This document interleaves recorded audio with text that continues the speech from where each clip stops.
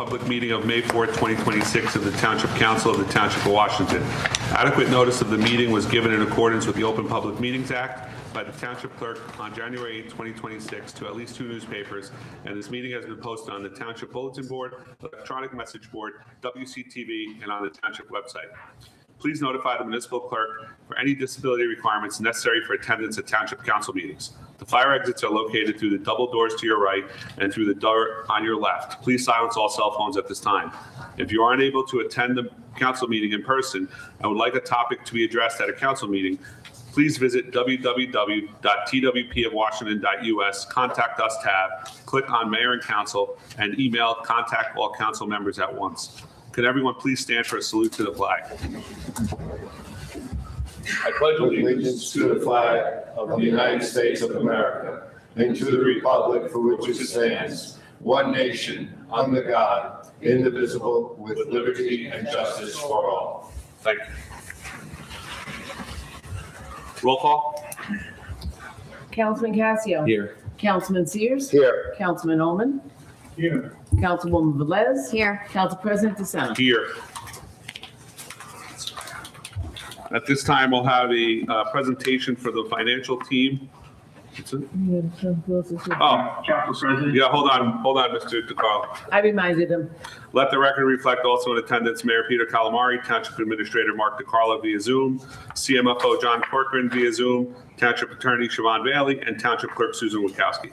At this time, we'll have a financial team presentation via Zoom from the Beinfeld Group and the Acacia Group and the Lurch, Vinci, and Bliss Group.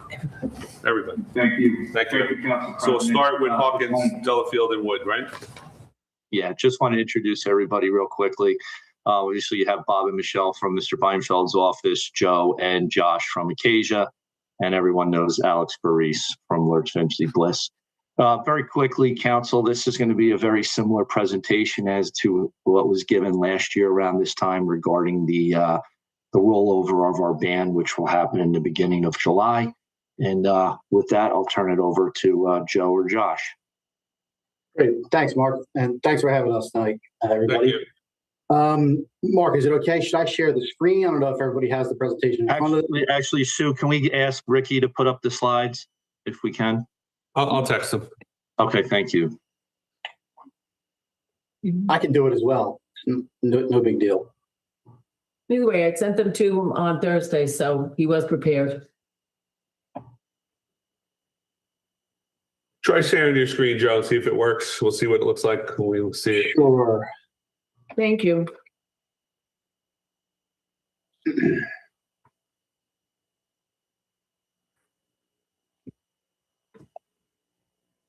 Can everybody see that? Yes. Yeah, we can see it. Okay, thank you, Joe. Yeah, sure, absolutely. So really quick, as Mark said, this is going to look very similar to what we showed you guys last year. This first page here, the presentation is just simply the township's outstanding debt. As you can see, you have 2 series of bonds outstanding, which is the 2019 bonds and the 2022 bonds. You also have the 2025 bans, which you issued last year, and the interest payment that's coming due in July. The far right here, this is the key part of this is your outstanding debt. Obviously, in 2026, this year, you have 2.1 million. And what we're really working towards here is the drop off, which will occur in 2030.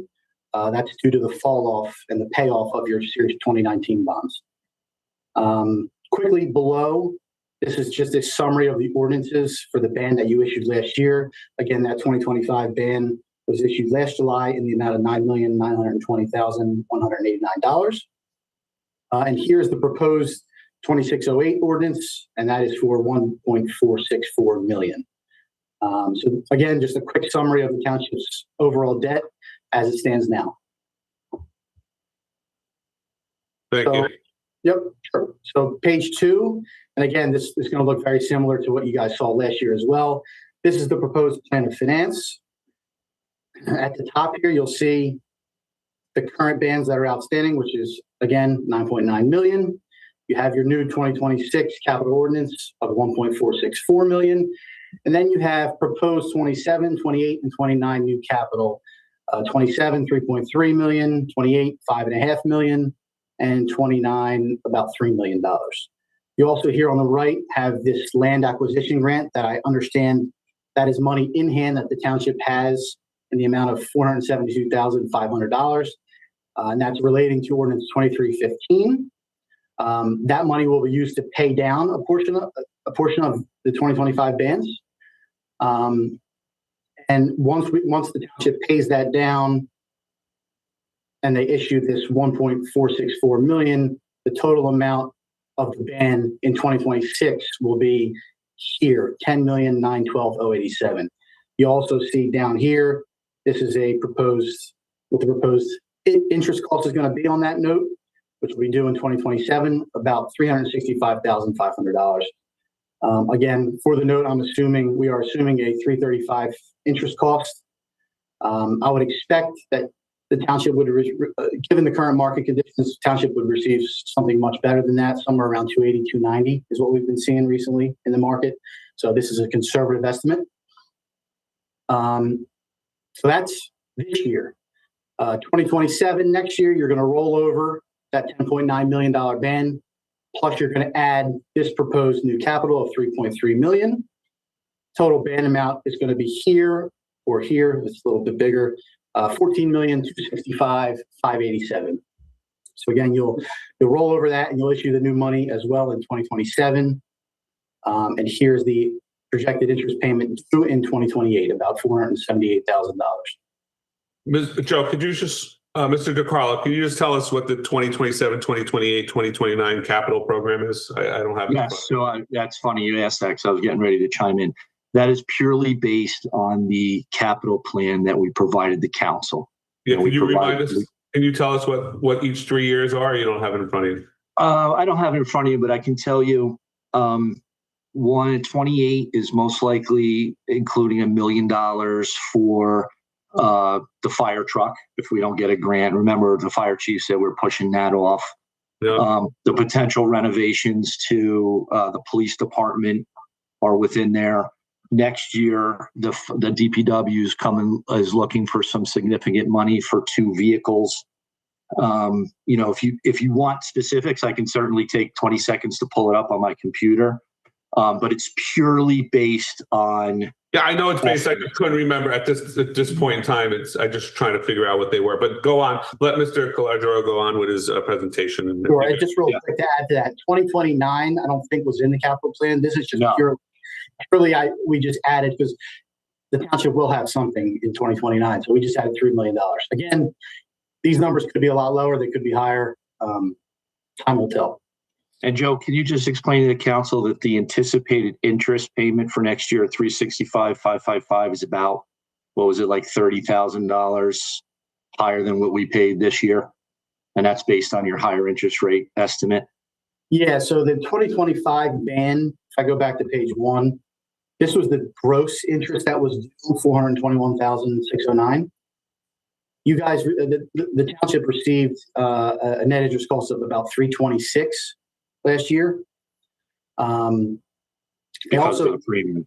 Yeah, you also received about $98,000 in premium. So in reality, your net interest is actually $323,000, give or take.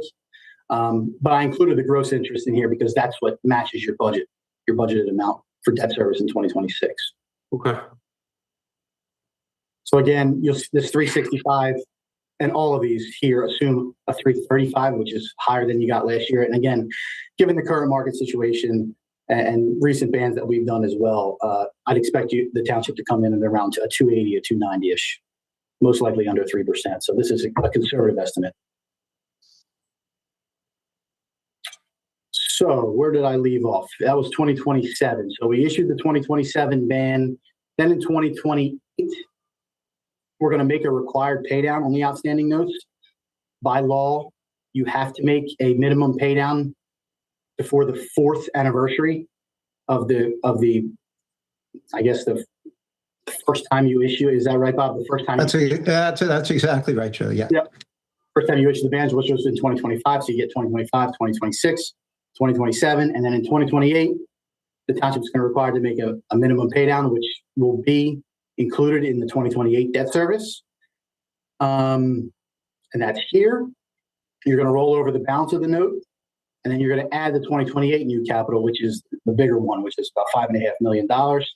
And in total, that note's going to be about $19,472,214. And here is the projected interest due in 2029 for that note. Then we get to the bond issuance, which is in 2029. It's just going to be the outstanding note plus $3 million of proposed new capital. Your 2029 projected bond issuance is going to be $22,472,000. And it's going to go out, we estimated approximately 17 years here. Again, this is kind of these three useful lives here. I just assume 15 years. They're unknown. They could be 12 years. They could be 17 years. Could be 20 years. Could be 10 years. We'll know that with time as well. But for purposes of this analysis, we assumed a combined useful life of about 17 years. And this is the overall resulting debt service of the town. So you do see your debt here in 2028 does jump to $2.4 million, and that's because of the interest that you guys are paying. And then it does have another jump here in 2030 to about $2.8 million, and then it kind of stays level and then drops off thereafter. But this does put the township in the best position to take advantage of the large drop off that they have in their debt service coming in 2030. So, and that's really it. Again, like I said, this looks very similar to what we did last year, to what you guys saw last year. Happy to take questions. Councilman DeSena, do you want me to get specific on the capital plan? The rest of the council want to be made aware of what 27, 8, and 9 was really quick, just so we're all.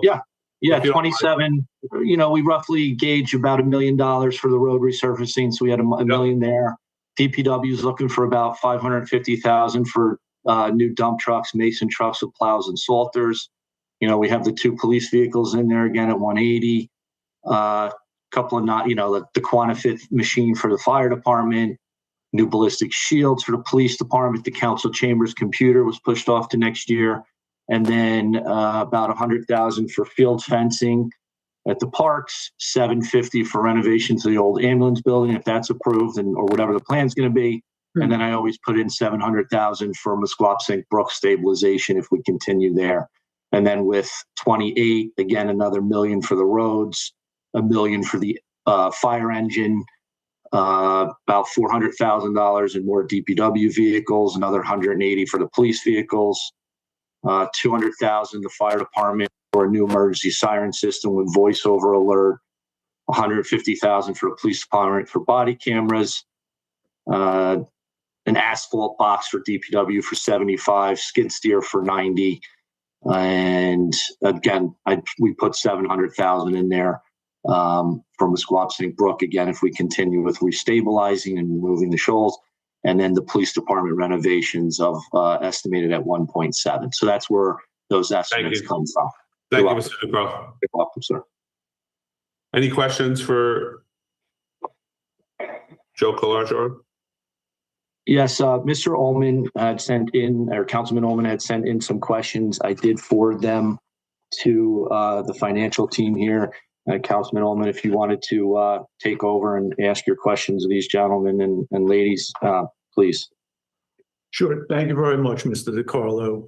I guess the first question I had is, we talk in the budgets in very large numbers.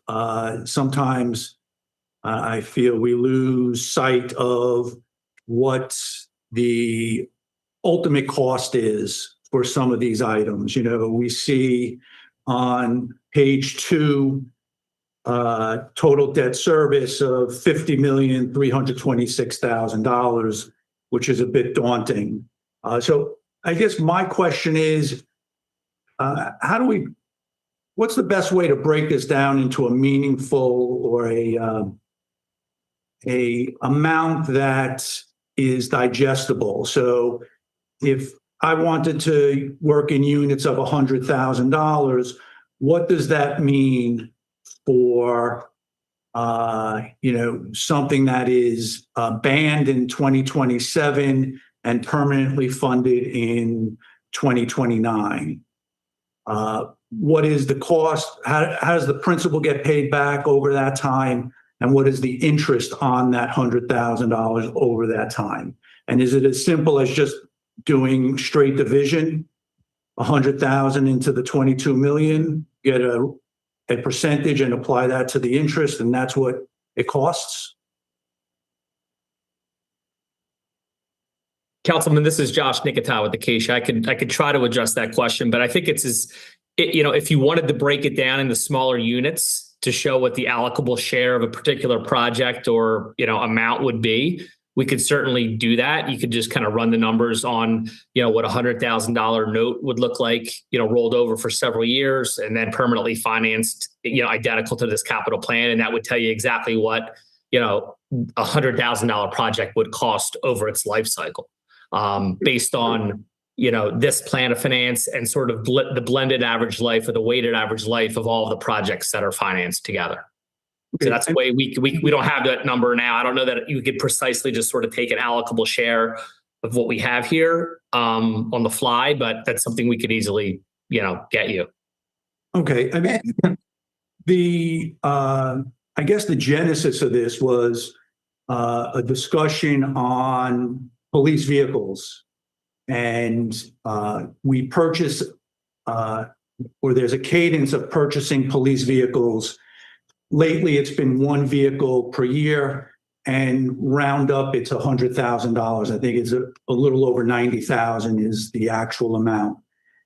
And when I think of that, my opinion is it should be part of current expense, and we should, plan for that on an annual basis.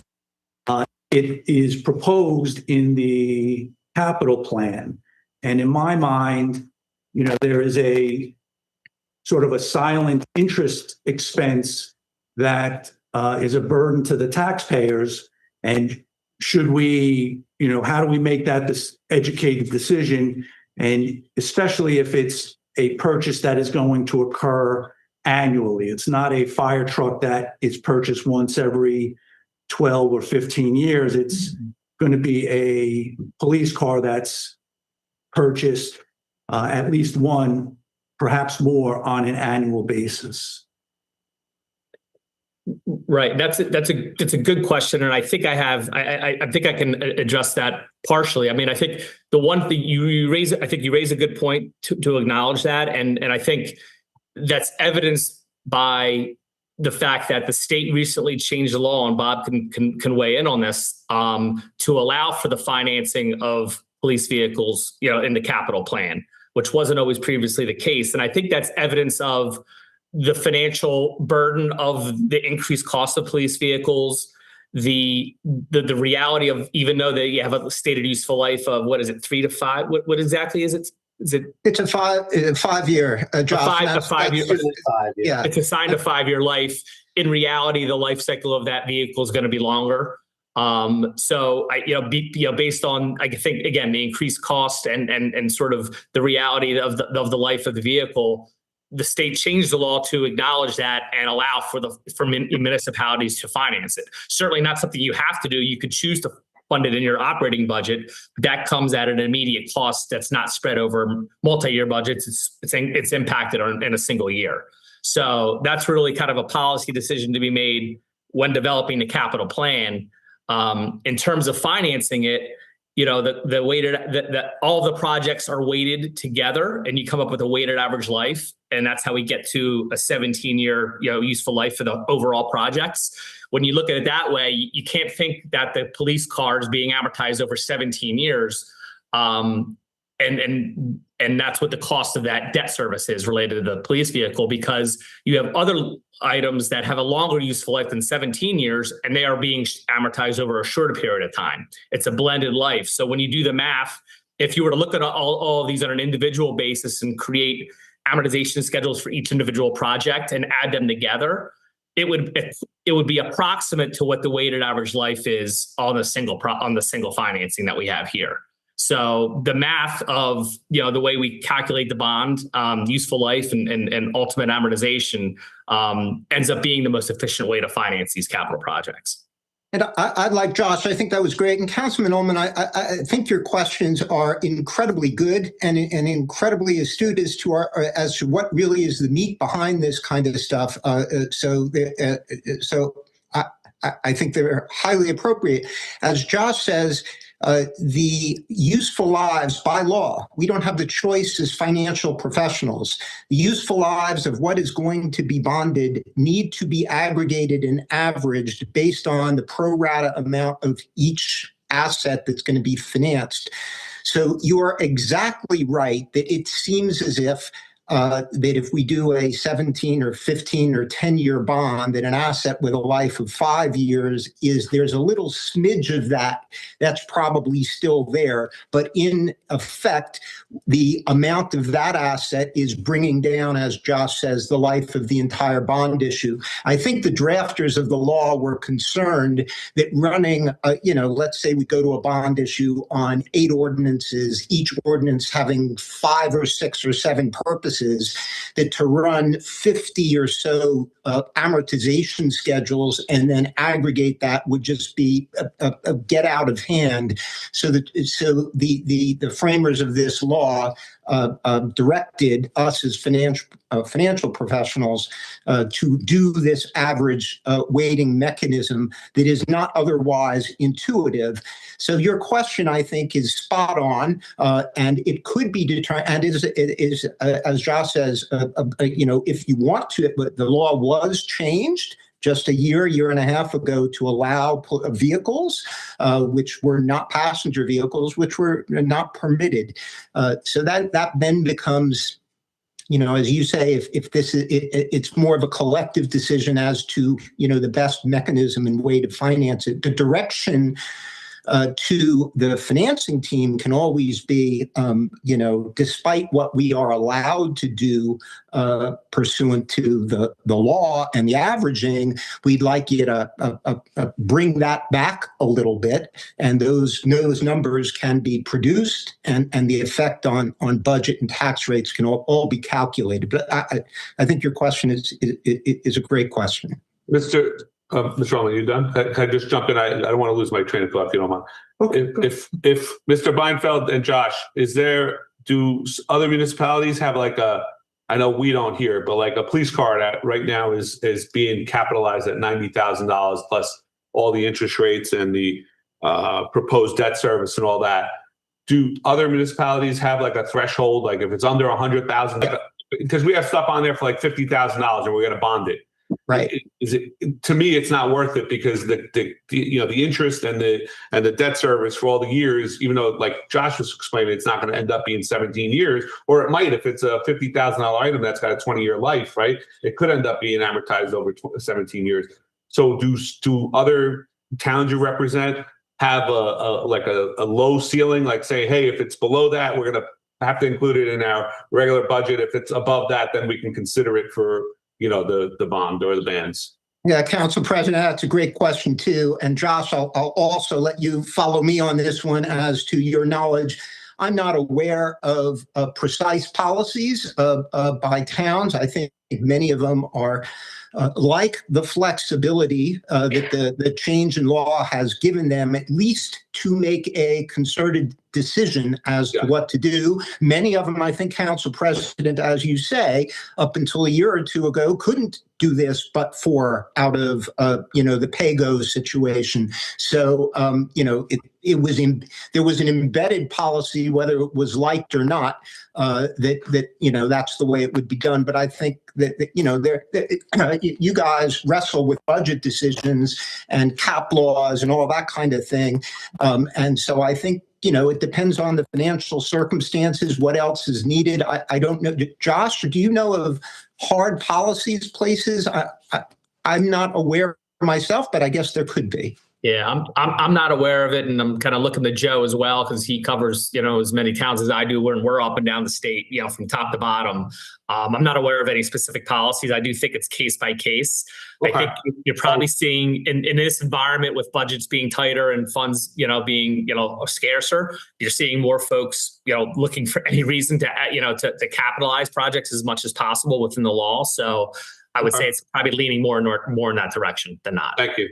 And I'll just follow up one more, if I could, Council President, to one of Mr. Ullman's questions as well. Again, hitting on so many of the things that are the tug and push points of these ordinances about what is capital and what is not. I certainly field a ton of questions of what, and I'm sure, well, maybe Josh, you don't get these because us bond lawyers have to ferret them out. And once they're in the ordinance, they're there and can be financed. But I certainly get given to the thought of budgetary pressures. I'm often asked whether something, and it may be police vehicles, but it may be other things that are always coming up because, again, they like the flexibility of possibly including something and calling it capital can be some relief in certain circumstances. Whether it's good or bad policy, I don't know. But the question as to, in general,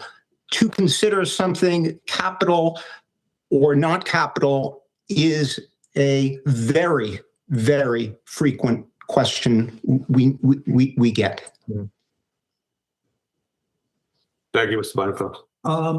I had just two more questions, if I may. And perhaps it's just an affirmation that I understood your response earlier. But if we were to have, let's say, computers that have a useful life of 3 years, and I don't know if that's accurate, versus a DPW building that has a 20-year, and we get a blended useful life, is the amortization schedule weighted so the computers, in theory, are paid off in those first 3 years, or do we go straight to the blended useful life of the entire ordinance? And instead of it being 20 years for DPW, it's 19 and a half because we have these computers.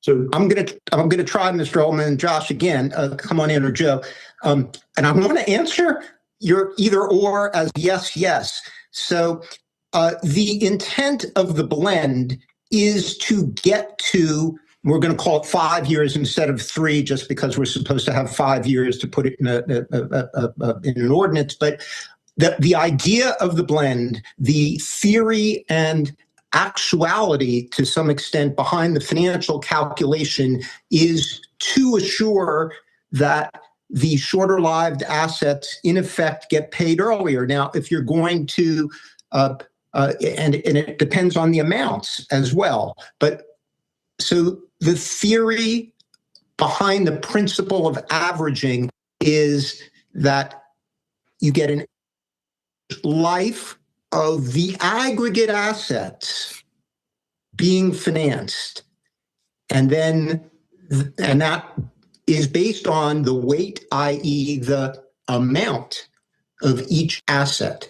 okay. So I don't know if I can answer your question, or if you think the question can be answered, yes. But yes, it is designed to bring the 100,000 for the computers to pay it sooner than the $1 million or $2 million for the large property things. But does it foot exactly? No. But that's the idea. The idea is the blend gives you a bundle of things you're financing. Those bundle of things have an average, when they're average lives together, you get an average life, and that is the length that you can borrow. That's the theory. Okay. But unfortunately, I know what the problem with doing it is what I said earlier, of having 50 amortization schedules for 50 different assets, and it becomes unwieldy. So the Yeah. drafters. If you did that exercise and kind of did, ran each project at its own useful life, as I said earlier, and sort of aggregated them together, you'd get a result that would approximate what the blended life looks like. So at the end of the day, again, identifying what project is within that $22 million amortization is difficult to kind of parse out exactly. But as you know, on an aggregate basis, the township's kind of in the same position, more or less, if not better, right? And I would add one other constraint that the state of New Jersey puts on the municipalities, and it is an amortization requirement. We call it the 2/1 rule, that basically states that no principal payment can be twice as large as the smallest principal payment. And what that does is it requires municipalities to begin, and you have to make your first payment within the year of the first year anniversary of issuance. So it does not allow you to defer payment. So you can't take advantage of the WAM situation and say, okay, I have a 17-year life and defer the payment amortization for the last 5 years of that 17 years, right? And start amortizing bonds in year 12, for example. You have to start paying back your debt service right away, which is why when you look at your amortization schedule on the proposed 2029 issuance, it's somewhat front-loaded in terms of it's not level debt service. It's like 1.8 million, and then it declines down to like 1.6, 1.59 at the very end. That's because of the state law requirement of the 2/1 rule, or the rapid amortization. So that's a fantastic point, Josh, to mention that the state is known. That's universal to counties, municipalities all over the place. You can't change that without a division approval. It is known. I think, Josh, you're good with the rating agencies. It's a very conservative approach to financing, forcing, in effect, payments to be made, not to be pushed and kicked down the road. So I hadn't even thought of that, but it's embedded in the bond law to have a conservative payback structure, even on top of this blending life calculation. correct. All right. And my apologies for keeping everyone, but the last question I have is regarding the actual language in the ordinance. I don't know. Yes. Council, Mr. I think, again, I have, thank you, Mr. DiCarlo, forwarded along your email. I'm going to try to, to stay on, follow the script here in terms of what you've asked, and hopefully I'll get to some of the answers, because again, I think these are great questions. And, we in the finance that do this all the time, it's far from English to anybody else who reads this stuff. So I think, so I'll read it off here. I think it's the best way to do it. The purpose of the language of that section 20 language, we call it in the ordinance, the purpose is the law mandates that we state the amount that will be used for soft costs, any type of soft costs. It mandates that the amount that can be spent on soft costs be included in your ordinance. So that's why it's there. Otherwise, I don't think we'd want to go there and get involved in it. One of, I think, of your other questions, which is also, I don't want to keep saying, but they're all good questions, is it does say, I think, as you pointed out, that it covers interest also as part of the soft cost. That's not the interest that you budget each year to pay the debt service. That is if you wanted to put in the bond amount, the ordinance amount, interest. For example, if you were doing a revenue producing project for a new sewer system or something, and you needed interest payments until you could bill the users while it's being built, it is called capitalized interest during the project construction period. So that's what that interest refers to. I know it's confusing, but that is not the interest that we pay out per the budget.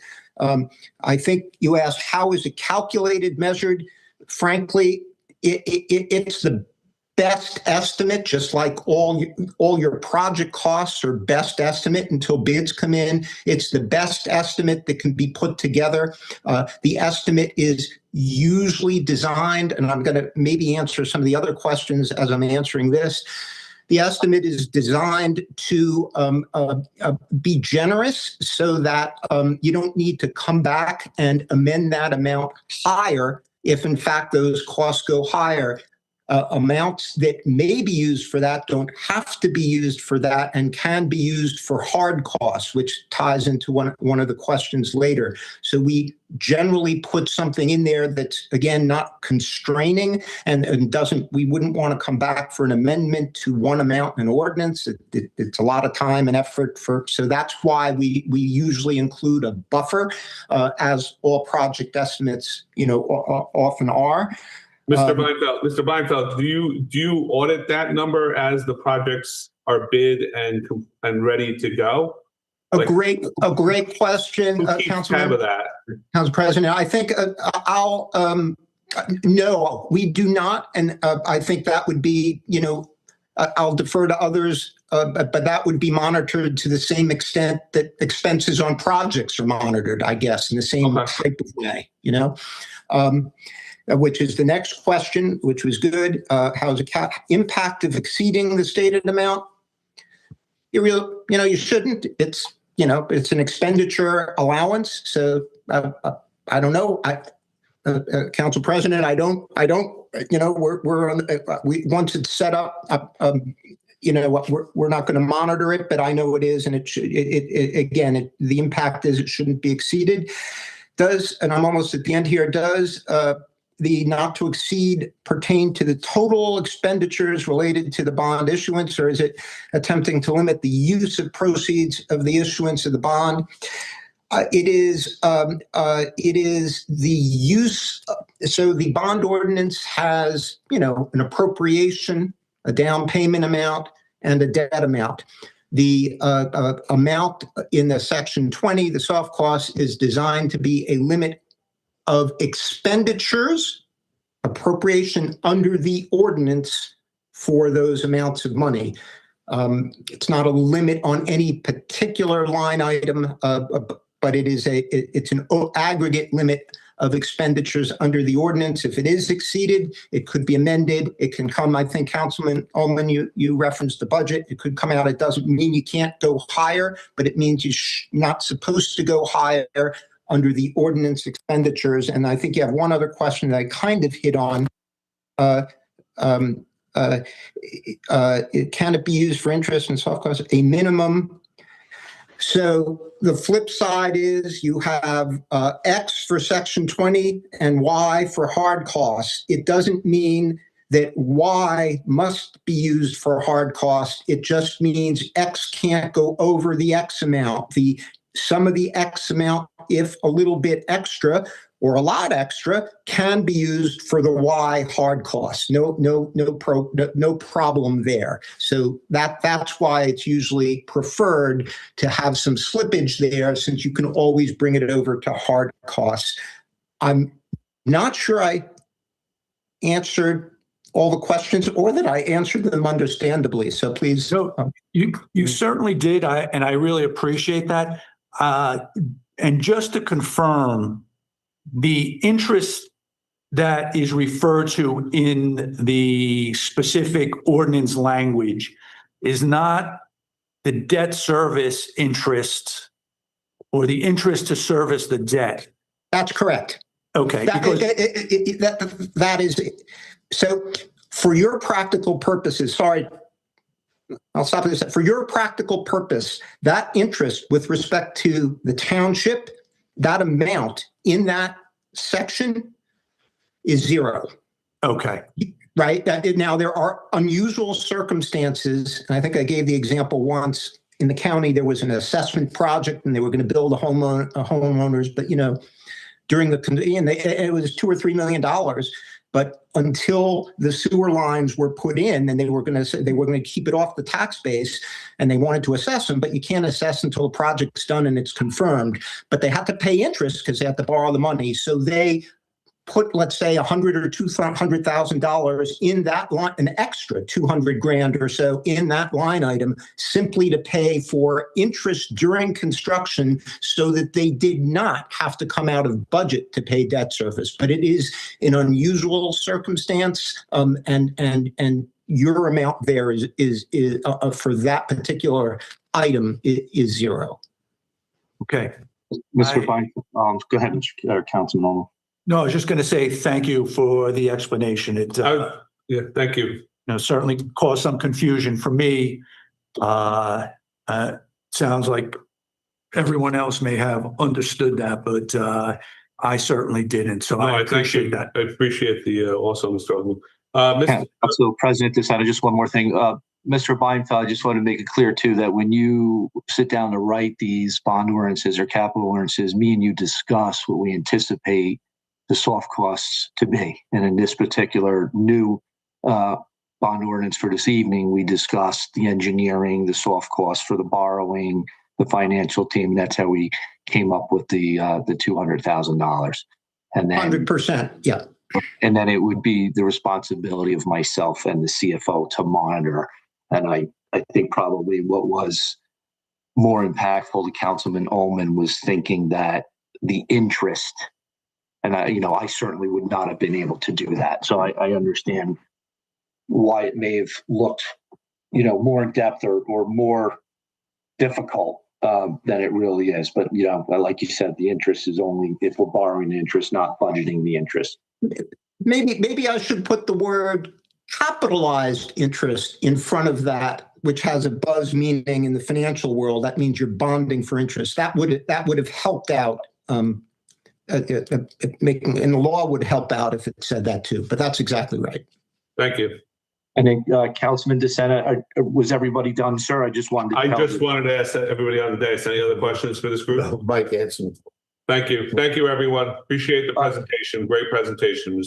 Council President, just before everybody goes, I just want to make clear what we're asking. So obviously, well, not obviously, but for the next meeting, for the 18th, we want to put a resolution before the council, Mr. Beinfeld, correct? Basically authorizing us to go out for sale. Is that the right word for the ban? Yeah. Memorializing it, listing the ordinances, listing the amounts per ordinance, determining form and the notice of sale, various other, kind of collateral matters that we're going to produce an offering statement, an official statement. All that stuff would get embedded and authorized in that, Mr. DiCarlo, in that resolution. We'd like to do it at the next meeting, probably. Not to put horses in front of anything here, but if the current year's capital ordinance were to go through on that timeline, the thought would be to have the resolution done, after that's adopted or something like that. You would be simultaneous. So if it is introduced tonight and it passes the second reading, that would be the 18th, and that would be the night we put the resolution. Again, council. It would be for the 9.9 we borrowed minus the 472 for 450 grant plus the 1.4 and change that we're introducing tonight and hopefully be approved. So I just wanted to summarize that, and that's what we'll be looking for approval for on the 18th. Thank you, Council President. Thank you, everyone. Thank you, Mr. Beinfeld and crew and everybody else for a great presentation. I appreciate it, your time and effort you put into presenting this. Thank you, Council President. Thank you all, Mayor, and all. Thank you very much. Thank you. We will move on to our public hearing for open space with Mr. Buno, our senior consultant from GLD Associates. The purpose of the session is to hold a public hearing for the following application to obtain funds for the Bergen County Open Space Trust Fund Park Improvement Program, application park improvements at Memorial Field, Block 2325, Lot 1 and 2. Good evening, Mr. Buno. Good evening, Council President, Mayor Colin Murray, and members of the governing body. Quick synopsis of this project is that Memorial Field will have the following components in this project: site clearing and excavation, construction of a retaining wall, construction of a walkway 6 feet wide and approximately 945 feet in length of concrete, which will replace the asphalt walkway that's there now. Installation of 5 sets of bleachers, 3 of which will be ADA accessible. Also construction of an ADA ramp to connect 2 new ADA parking spaces near the School Street side of the property. There'll be additional fencing landscaping and seeding where needed. That's basically the overview of the property. Thank you. Any questions for Mr. Buno on the project? Sounds great. Thank you, Mr. Buno. Thank you. Open the public hearing for this application. Motion to open the public hearing for this application. moved. Second. Roll call. Go ahead. Councilman Casio, Yes. Councilman Sears. Yes. Councilman Ullman, Yes. Councilwoman Velez, Yes. Council President DeSena. Yes. Would anybody in the audience like to come up and address this hearing for the proposed improvements at Memorial Field? Seeing no one, motion to close the public hearing for this application. So moved. I'll second it. Roll call. Councilman Casio. Yes. Councilman Sears. Yes. Councilman Ullman, Yes. Councilwoman Velez, Yes. Council President DeSena. Yes. Resolution number 26-239, authorize the filing of a 2026 Bergen County Open Space Trust Fund Park Improvement Application for Memorial Field Block 2325, Lot 1 and 2. I'll make the motion. Will somebody second it? Second. Roll call. Councilman Casio. Yes. Councilman Sears. Yes. Councilman Ullman, Yes. Councilwoman Velez, Yes. Council President DeSena. Yes. Thank you, Mr. Buno. Have a good evening. Thank you. Payment of bills, resolution number 26-240, authorize payment of bills April 16, 2026 through May 1st, 2026. Do I have a motion? Second. Roll call. Councilman Casio. Yes. Councilman Sears. Yes. Councilman Ullman, Yes. Councilwoman Velez, Yes. Council President DeSena. Yes. Public service announcement for May 4th, 2026. Construction has begun on the new DPW building at Town Hall. With this construction, the DPW yard will now remain closed on Tuesdays for household debris and recycling drop-off. Residents may still drop off items on Saturdays between the hours of 9 a.m. and 1 p.m. Please note during the hours of construction, there will be limited parking to the east side of Hudson Avenue. The New Jersey Motor Vehicle Commission Inspection Unit will be at the Bethany Community Center on Thursday, May 7th from 8:30 a.m. to 1 p.m. Please note this is for vehicle inspections only. The New Jersey Motor Vehicle Commission Motor Unit will be at the Bethany Community Center on Thursday, May 14th from 9 a.m. to 3 p.m. also. Registration renewal appointments are still available. Please visit the New Jersey Motor Vehicle website to make an appointment. Appointments are not necessary for the following: surrendering of license plates, handicap, veteran, or Purple Heart placards, or purchase of red CDL decals. To report power outages, gas leaks, streetlight outages, or down power lines, please call PSE&G at 1-800-436-7734, or you can download their app. The Township of Washington launched its 4th round of our Hometown Hero Banner program as a living tribute to our community to honor past and present members of the armed forces. Please visit our website for further information. New law regarding public notices. Governor Murphy signed into law on June 30th, 2025, a new law which reflects the transition from traditional print newspaper to online platforms as of March 1st, 2026. You'll find on our township website a tab on the homepage named Public Notices, where all public official notices are required to be posted and may be obtained or viewed. These documents, in addition, will have a hyperlink to the Secretary of State's public notice webpage. Our township's 4th annual Family Spring into Wellness 5K Run, Walk, and Health Fair will take place on Sunday, May 17, 2026. The event will be held outside the Township of Washington Public Library, 144 Woodfield Avenue. The health fair will take place starting at 8 a.m. and the 5K Run Walk will kick off at 9 a.m. on Woodfield Avenue. Please visit our website for registration information. Township's paper shredding and e-recycling event will take place on Saturday, May 16th from 9 a.m. to 1 p.m. at Town Hall. This is a BCUA sponsored event for township residents only. Our next Township Council meeting will be held on May 18, 2026. Thank you, everyone. Approval of minutes, none. Report of the administrator. Thank you, Council President. Good evening, everyone. This is my follow-up from council meeting of April 20th. There were no resident follow-ups to do. However, there was one council follow-up. Councilman Sears expressed concern regarding the exiting from Franklin Court once the construction is complete and the residents move in. Mr. Sears asked if there will be any traffic control devices restricting left or right-hand turns due to current view obstructions. I spoke to Paul Azzolina, the planning board engineer, and Leo Fiola, owner of Cornerstone Construction, who's the builder for Franklin Court. At this time, there is no plan to restrict turning directions. However, the plan does involve widening Van Emberg Avenue and removing some of the boulders and arborvitaes to improve sight distance. I also want to advise council that I have been communicating with the residents on Fillmore Drive regarding some of their concerns, and also have been communicating with Mr. Fioli of Cornerstone Construction. Please know that Mr. Fiola has always been cooperative, continues to assist in a manner to reduce the frustrations of the homeowners on Fillmore. Updates: the 2025 road program resurfacing of Bergen, Salem, Carriage Court, and Fern Street have been completed. We will be applying for the 2027 New Jersey DOT grant for the resurfacing of West Place. There is a resolution for this grant application on this evening's agenda. Unfortunately, the township did not receive the 2026 local recreation improvement grant in the amount of $153,550 from the Division of Community Affairs. In response, we are filing for the 2026 Bergen County Open Space Trust Fund Park Improvement Grant in the amount of $120,000. These funds will be used to construct a walking path at Memorial Field that will meet all the ADA barrier-free requirements, the installation of 5 bleachers, which are ADA standards, and around the complex, and 2 ADA parking spaces. And thank you for the council for approving that resolution this evening. The township was not awarded the 2025 Bergen County CDBG for the ADA improvements to the library. This grant request was for the creation of an ADA accessible patio. The word we were told is that unfortunately CDBG does not fund for patios. They would have funded the ramp or the sidewalk to go to an existing patio. Exit 168 off ramp was resurfaced last week. The lane markings, if they haven't been done already, will be done in the near future.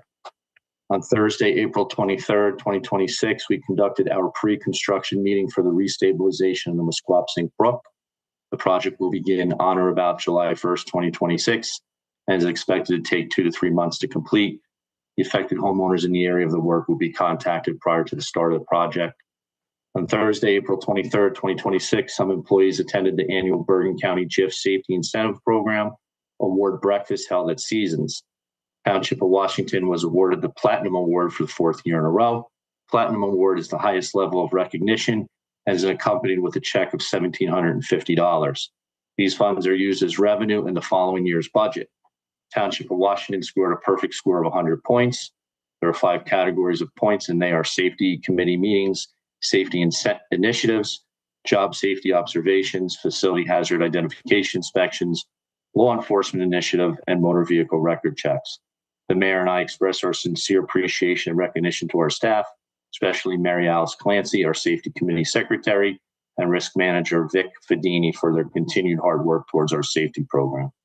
On April 28, 2026, I met with Township Engineer Glenn Beckmeyer Jr. to evaluate the cracks in the pavement in the parking lot and the structural integrity of the retaining walls at the Emergency Services Building. This was requested by Councilman Ullman. Glenn Beckmeyer Jr. reported that although it may be considered aesthetically unpleasant, there is no structural concerns in either the retaining walls or the pavement. Beckmeyer Engineering will begin keeping track of any potential movement in the rear steel pilings in relation to the rear of the building by measuring on a quarterly basis. We are in the final process of selecting a contractor to demolish the 2 buildings at 450 Pascack Road. Prior to the demolition of the buildings, the fire department will be conducting a training drill on the property. When appropriate, the community will be notified of the date and time of the drill. And Council President, if you don't mind me taking another 30 seconds, Councilman Ullman had 3 questions on the bill list. It would just be easier for me if I was able to answer them now. Is that okay with you? That's fine. Thank you. Councilman Ullman had a question about the certified speedometer and the payment for the calibration. This is for the police cars so they can run moving radar with the vehicles. It's done twice a year. We work the following year for the previous year to try and get, purchase orders that haven't been reconciled yet closed. Sometimes, believe it or not, companies just don't send us an invoice or sign a purchase order. So it takes some time to get that for us. So that's why there was a 25 bill and a 26 bill on the bill list this evening. Next question is, has the township always paid for CDL training? We reimbursed one of our new DPW employees that was hired in September for the cost of the training and the program to get a CDL. I can't say that we always have done it, but my research is that it was done prior with the last time being done in 22. We do advertise for individuals with CDL license already, but contractually, an individual, if employed by the township, has 1 year to obtain their CDL. In this particular case, we supported this new employee hired in September with obtaining their CDL. And prior to making any type of reimbursement to an individual, they must pass the program, obtain their CDL, and we have them sign a form indicating that if they leave employment before 2 years, they have to pay us back for the cost of it. Sometimes, even though we advertise for CDL licenses, it can be difficult to get very good qualified candidates. In this case, we had a very good qualified candidate. They just didn't have the CDL license. So hopefully that answers that question. And the next had to do with the reimbursement of costs made to our township attorney's office when they do work such as maybe certified mailing. And we do reimburse a cost. There's no markup there. And that concludes the questions from the Councilman Allman. Thank you, Mr. DiCarlo. You're welcome, sir. May I ask one question? Sure, Mr. Allman. You go next, Mr. Okay. Go ahead, Mr. Allman. You're Mr. DiCarlo, just in terms of the flashing light, Van Emberg and Washington, I know we raised it at the last meeting, and I know it's been addressed, is that these are county roads and we have, I guess, little input or influence. But is there anything that we can do at this point, or is that still being reviewed? Yeah, Mayor Calamari reached out to me and the engineer, I think the afternoon of the accident that day. And the engineer is working on it with the county to see how we can get their support with either updating the light, was suggested by the mayor, or some signage before that, and just looking into how we can make that. So, the mayor was on it that afternoon, unfortunately because of the accident, but fortunately right away. And we are working with the engineers in the county. We don't have any conclusion yet. Thank you. Mr. Sears? Yes, Council. Mark, on item 1, I'm kind of upset that it's at this time there is no plan to restrict turning directions. Did the engineer even bother to check the curve? Did he bother to put slow down signs? Did they do a site study on the curve? This is not to put you on the spot, but I find it pretty odd. I understand. May I understand finish, please? I'm sorry. Go ahead, Mr. Sears. Pretty odd that the building's almost built and still the line of sight is a dangerous curve. There's no direction, there's no slow down, hidden driveway, and all of a sudden now at this time there's no plan. When was the plan to look at the? I know you cannot answer that. Maybe Mr. Angelina can answer that. When was the plan to look at the road? Does he have anything written or from the county? Yes, sir. I'm sorry if I didn't make it clear when I had reported on it. There's no plan right now to restrict turning to the left or right because the approved plan that involved the engineers and the board and the county, the plan that's in existence now is to widen Van Emberg in that area, both northbound and southbound. And they're going to be removing some of those big view obstructions you're talking about, arborvitaes in the rock. So I apologize if I made confusion. There's no plan to say no left turn and no right turn. There's absolutely an approved plan from the county as to what's going to be done to make it safe. It just doesn't involve a no left turn or no right turn. Right. Well, I was looking for warning signs. You're approaching a curve, something like that. I can certainly see what the plan is and see if I can get my hands on it and provide it to cancel. But, please, I wouldn't be upset thinking that there is nothing planned. There is absolutely a plan. It's just the plan doesn't involve no left turn or no right turn. And I'll see if I can get my hands. That wasn't on my the actual concern, left or right. It was the speed coming down Van Emberg on the turn. And item number 7, the award, the Bergen County JIF Award. Will that be split up among the emergency services that participated in the event?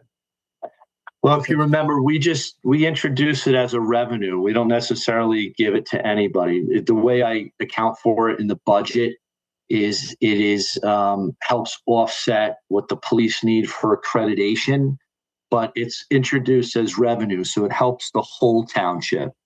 I understand what you mean, but we certainly aren't picking like a police department over the fire department, for a lack of a better example. It's introduced, the 1750s introduced as a revenue. It's just how, I logistically put it into the budget. That's all. One doesn't get it over the other. The whole town gets it. Thank you. You're welcome.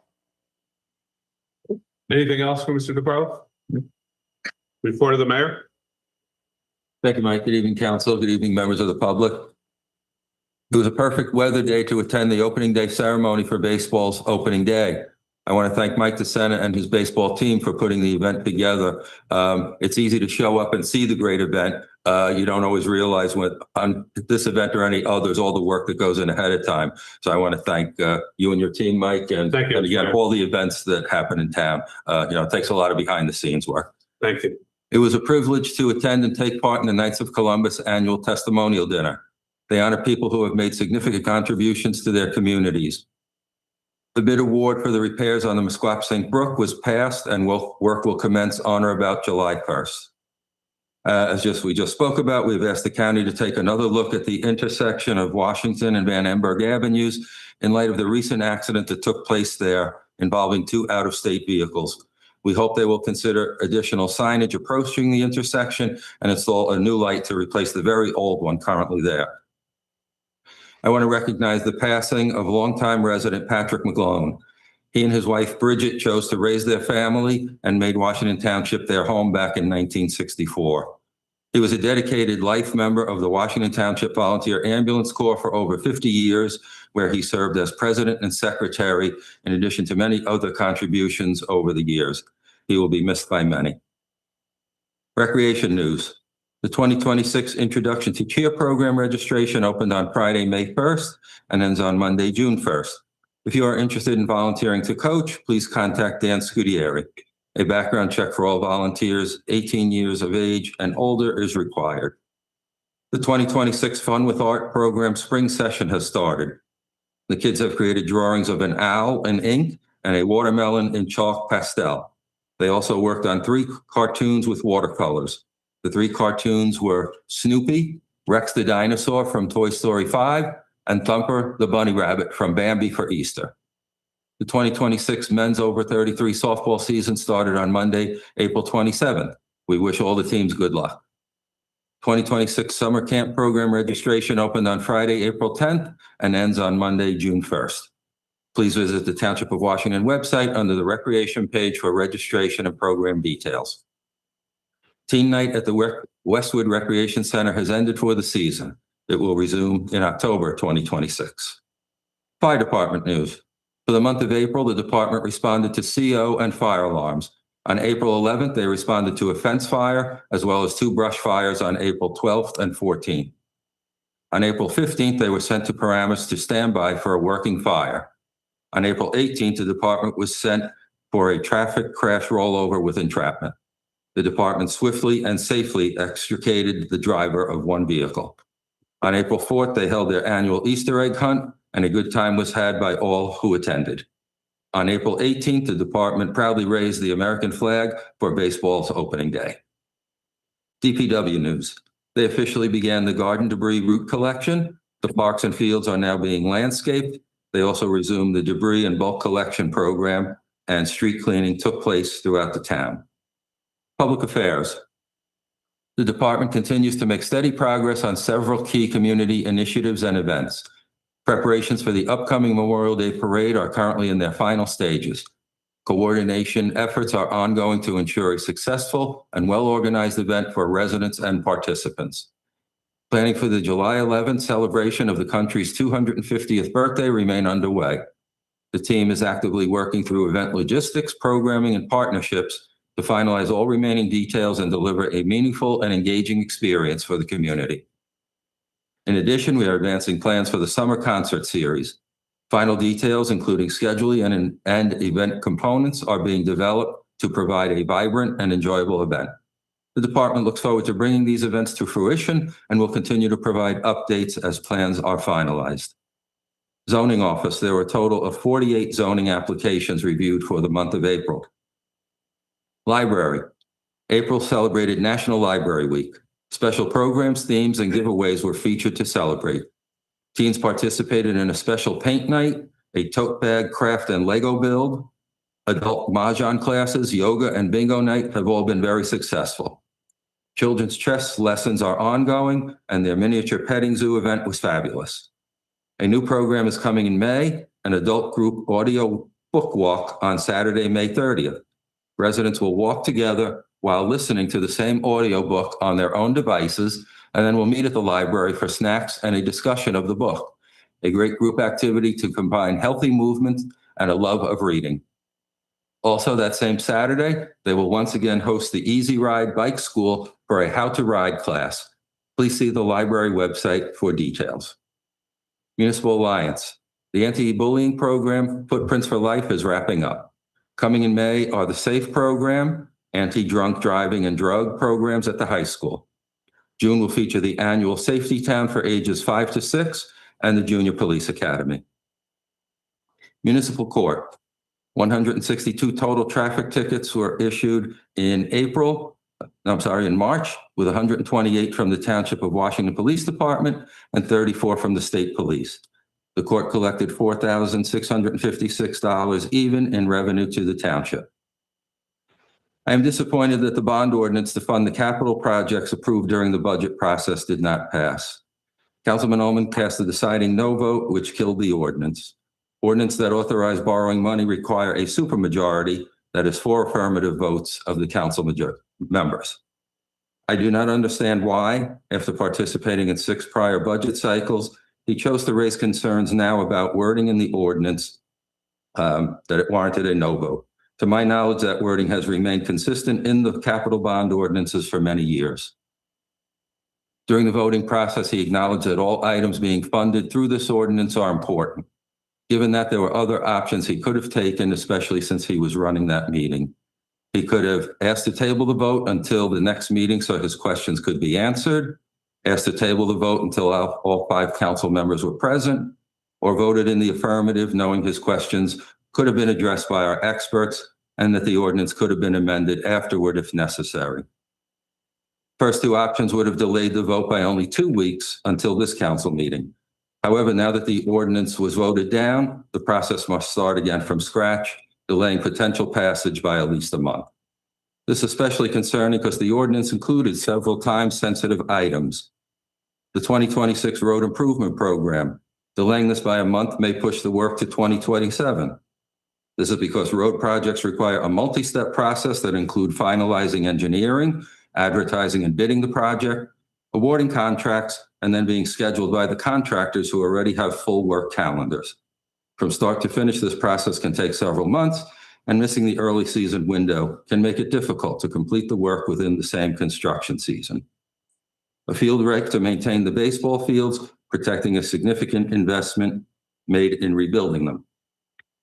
Portable radio upgrades for the police department, rebuilding the basketball court at Clark Field, a grant match for ADA improvements at Clark and Memorial Fields, and replacement of the currently non-working air conditioning system for the police department.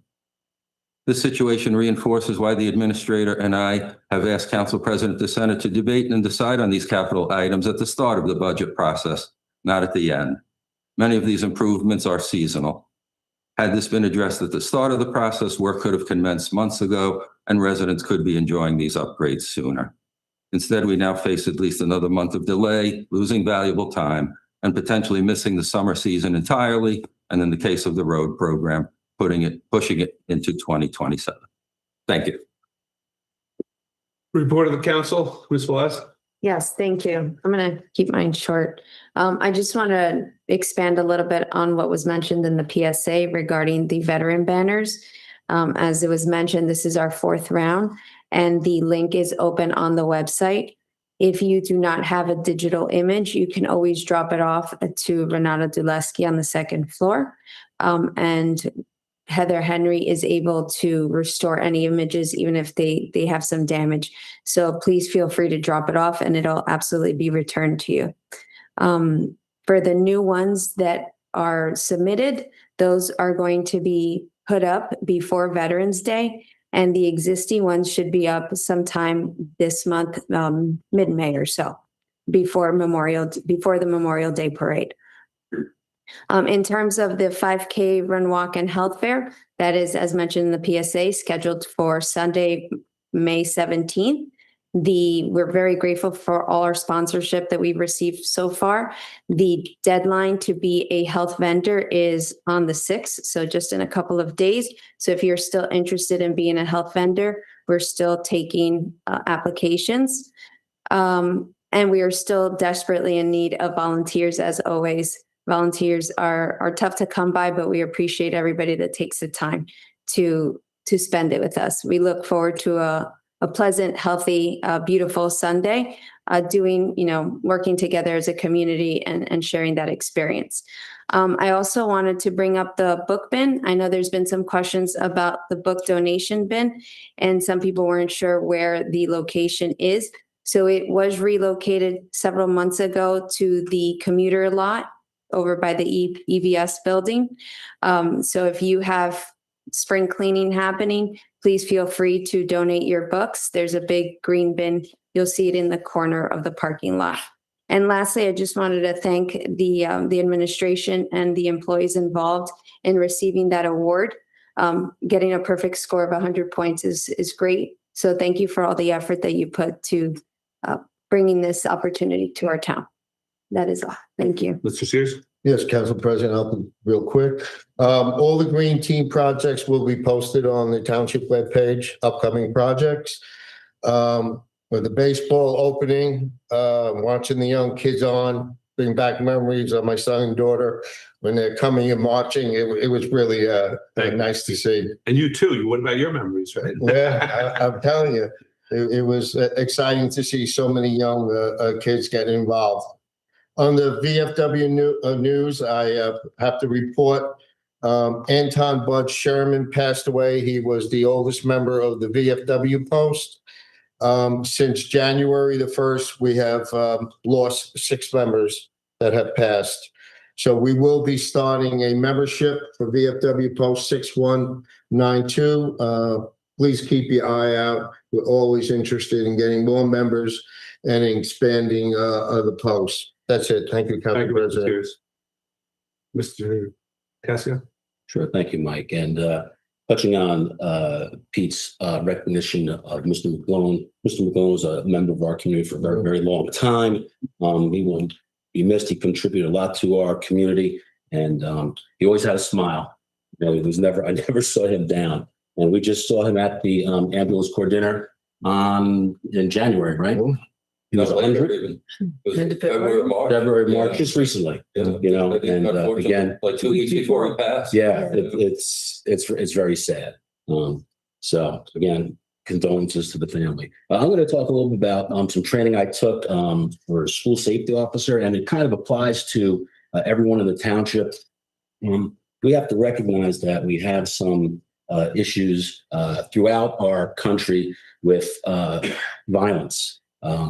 And we have to really recognize that the first line of defense for our children in the schools is the parents. And the parents have to recognize that if there's a problem with or a perceived problem with a threat from a student or someone outside the school system, that it's the parents' responsibility to at least bring awareness to either the school or the police department. You know, there's no harm done if you do have a suspicion of something that might be going on.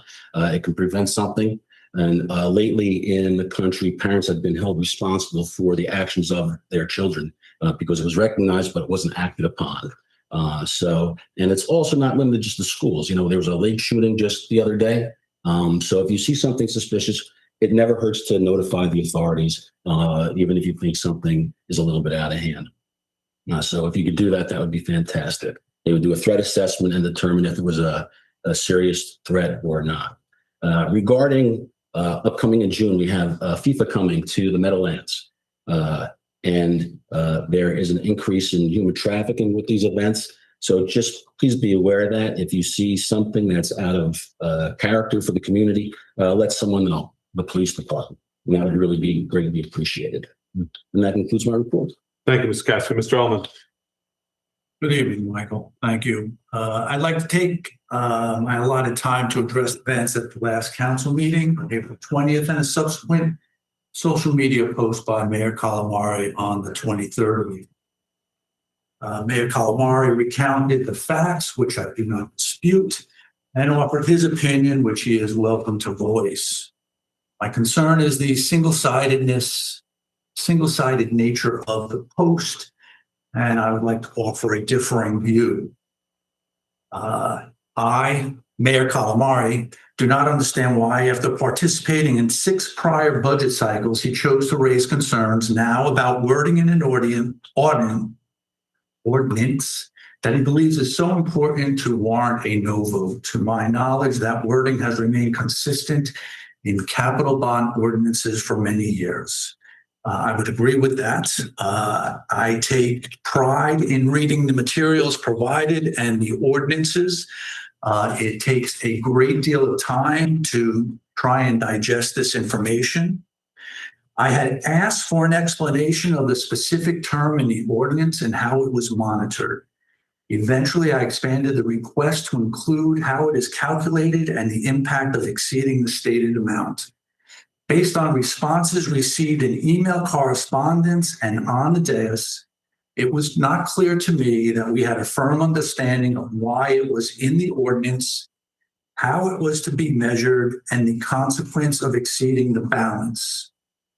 I think the discussion tonight with our bond counsel goes to show the complexities that we were dealing with. I chose to raise those concerns. As a throwaway, I had asked a question not related to the bond ordinance regarding our fair share housing. And the question was regarding a credit for nursing home beds. This was new information to our town planner. He was not aware that we had opened a facility in town, and he was unable to provide a response as to if we were to receive a credit and what that credit might look like. I would offer that, the mayor is part of the planning board. There are other members of the administration that are participating in a subcommittee on the master plan, and no one had raised it, So, these have been in existence for years. We've been meeting on them for over a year, and it took a throwaway question on my part through something I read to prompt a discussion. I don't think there's anything wrong with that. That information had been in existence for quite some time. Subsequently, the planner advised that we would not have received a direct credit for those beds if they were Medicare eligible. It would just meet our requirements of unfulfilled needs. So it didn't become a big issue, but the question was raised, and it was raised by me, no one else. And I feel, vindicated that I asked that question, and I feel vindicated that I asked these questions about this ordinance. We just had a lengthy explanation, and I think, they appreciated the questions, our professionals, and they explained them in a manner that it was easily understood, and, I'm more than happy to move forward. Given that there were other options he could have taken, meaning me, especially since he was running the meeting, asked to table the vote until next meeting, asked to table a vote until all 5 council members were present, or vote in the affirmative, knowing his questions could be addressed by our experts, or that the ordinance could have been amended afterwards if necessary. The council allows for the addition and removal of agenda items by any number of parties. Specifically, the Department of Law, Department of Administration, and the mayor can always request an agenda item be removed or tabled. You can look at the agenda from the April 20th meeting and see that a public hearing was removed after the initial agenda was published. The mayor or Department of Administration could have voiced their concern on the vote. They elected to remain silent. In terms of having my questions addressed by experts, I had made the request in writing when it was offered.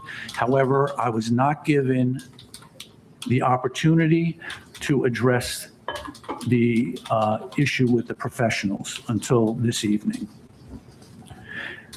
I would say that if it was a concern of the administration and the mayor, they could have had the item pulled.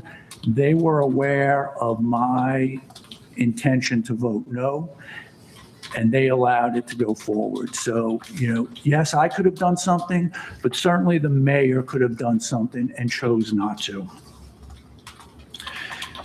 Instead, we now face at least another month of delays, losing valuable time, potentially missing the summer season, or in case of the road program, pushing it to 2027. You'll note that in this evening's administrator's update, the 2025 program was only completed last month, April of 26. The 2026 program may roll over to 27. It is no different than what we're dealing with today. And, it is a concern, but, these things take time, as the mayor has laid out. I had raised the questions earlier, and they were answered this evening, which is why we're in this situation.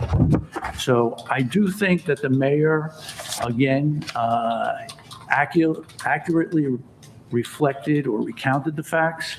I believe he offered his opinion. I don't believe his opinion is the last of it. And, I think there were other options that were available. And in this instance, the mayor chose not to do anything, which is his prerogative. So thank you very much. Thank you, Mr. Holmes. I have a quick couple things. I want to thank everyone, the Washington Township DPW, the police department, the fire department, the volunteer ambulance corps, the VFW, the Knights of Columbus, and all others, and the dignitaries that were all at our opening day event. Thank you, Mr. Mayor. It was a beautiful day. I think it was enjoyed by all. I want to thank all the departments. They did a phenomenal job in our support of getting the event undertaken. It's hard putting 500 children of all different ages from 4 years old to 8th grade on the field and marching them back and forth, and both boys and girls. I think it was a beautiful day. We couldn't have asked for better weather. The following weekend would have been a rain out, so I'm glad we moved it up a week this year. But I want to thank everybody for a successful day and everybody that attended. I want to thank the Knights of Columbus for putting on a beautiful testimonial dinner last weekend for 3 recipients that that really held themselves high in our community and done a lot for our community. So I want to thank the Knights of Columbus for everything they do for our community also. It's a shame what happened at the intersection. I hope things could be done there. I thank Mr. Sears in his effort to keep that intersection more, and the mayor for keeping it safer, and hopefully it gets safer in the future by the county. It is a county-controlled intersection. They've really wiped their hands of it, always saying it's a steep hill, there's nothing we could do. But I believe there are things they could do, and hopefully they'll address them at this time, and it'll make the township safer.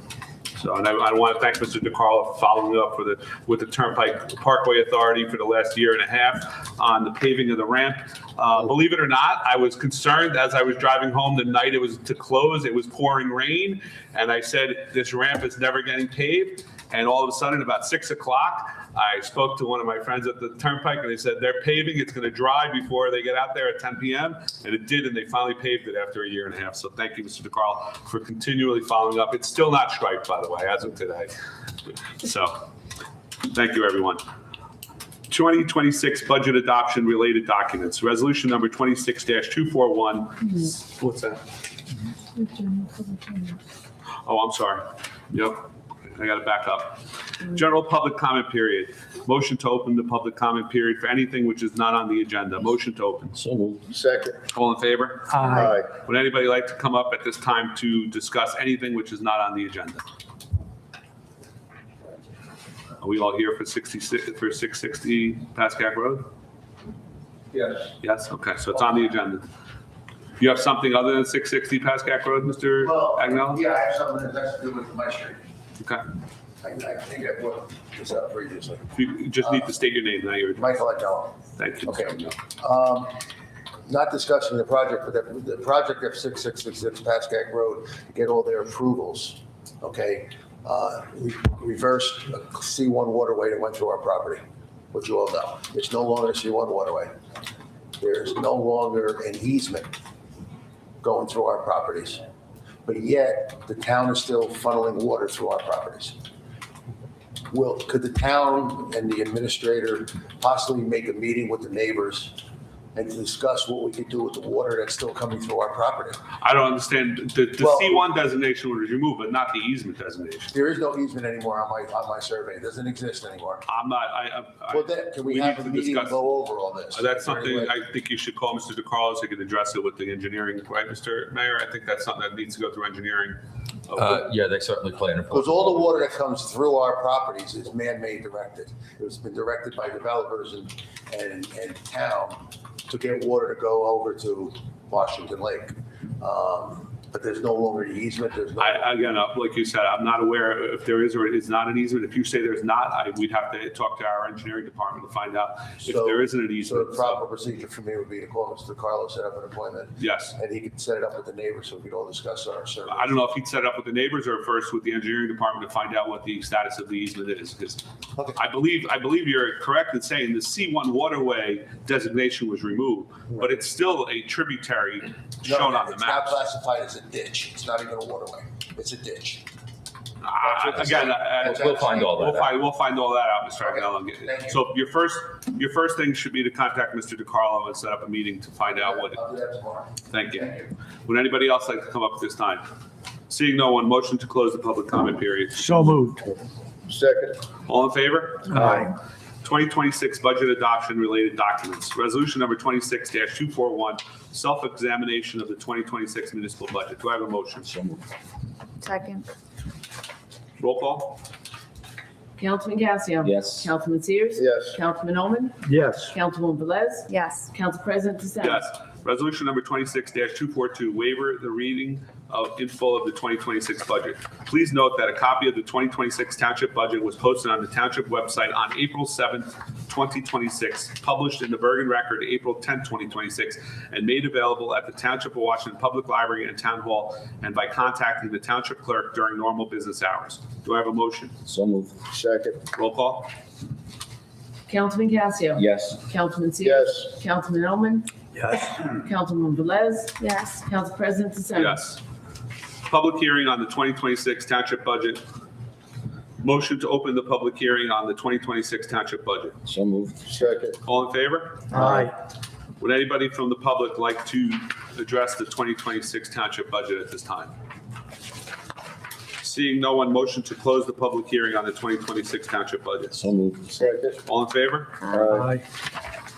2026 budget adoption. Resolution number 26-243, adoption of the 2026 township budget. Do I have a motion? So moved. Second. Roll call? Councilman Casio. Yes. Councilman Sears. Yes. Councilman Oman. Yes. Councilwoman Velez. Yes. Council President DeSantis. Yes. Unfortunately, ladies and gentlemen, I was just told I'm going to suspend ordinance number 2604 until we come out of closed session, and then we'll take your comments at that time. So I know you've been waiting a long time, but the ordinance for 26-04 will be suspended at this time and will be put up for vote after the closed session. So you got to give us a few more minutes. I know you've been waiting patiently on it, but it's our township attorneys advise us we need to wait till after closed session. Ordinance number 26-10, bond ordinance appropriating $1,799,000 and authorizing the issuance of $1,464,398 in bonds or notes of the township for various improvements or purposes authorized to be undertaken by the Township of Washington in the County of Bergen, New Jersey. Motion to introduce and pass ordinance number 2610 at first reading by title. So moved. I'll second it. Roll call. Councilman Casio. Yes. Councilman Sears. Yes. Councilman Ullman. Yes. Councilwoman Velez. Yes. Council President DeSantis. Yes. Resolution number 26-245, authorize publication of ordinance number 26-10 and schedule a public hearing. Do you have a motion? So moved. Second. Roll call. Councilman Casio. Yes. Councilman Sears. Yes. Councilman Ullman. Yes. Councilwoman Velez. Yes. Council President Yes. DeSantis. Resolution number 26-246, authorize submission of grant application and execute grant contract with NJDOT for improvement of West Place. Do I have a motion? So moved. Second. Roll call. Can I, Count- Oh, go ahead, Mr. Elman. what, do we know what we're doing? Is it just paving or? Paving, yeah. It's a paving grant. All right, thank you. Milling and paving, yeah. Roll call. Councilman Casio. Yes. Councilman Sears. Yes. Councilman Ullman. Yes. Councilwoman Velez. Yes. Council President DeSantis. Yes. Motion to adjourn to conference agenda. So moved. Second. All in favor? Aye. Next regular meeting of the Township Council will be held on Monday, May 18, 2026, beginning at 7 p.m. Sign up for Nixle. Text 07676 to 888-777. Key code TWP of Bergen. Okay, conference agenda. Under administration, we have 2 sample resolutions. Is everybody okay with Sue preparing with the legal team those 2 resolutions at the next meeting? Yes. Mr. Casio, Ms. Velez, Mr. Allman, Yes. are we okay with proceeding with those 2 resolutions? Yes, no? Yes. Okay. All right, so we'll proceed with A and B for sample resolution urging state health benefits reform and restoration of energy tax receipts. Hardship parking permit, Mr. DeCarlo. Sir, I'm sorry, I didn't know this would be a topic on the agenda. I was just bringing that to council's attention based on what a resident wrote to the police department. I was just forwarding. Is there anything the police department has come up with as a remedy for this resident? I agree, it is a problem. He and his family endure on a daily basis and a weekly basis, monthly, yearly. Is there anything we can do? He's not, for lack of a better term, arguing the process. He's more or less saying that he doesn't think it's fair to be charged a $100 fee. That's why. I'm sorry. I thought this was the resident with the care facility across. I'm sorry. I have him backwards. We didn't get that one yet. We didn't get that one yet. Okay. Oh, is this Ridgewood Boulevard North you were just talking about? Yeah, I thought we were discussing Boulevard North. As soon as I get in tomorrow, it'll be one of the things I address tomorrow. Okay. See what's going on over there. I think everybody else has paid the fee. I don't see why, it's a fee. I mean, we had a lengthy discussion on this and we all felt that that was a fair amount, Okay.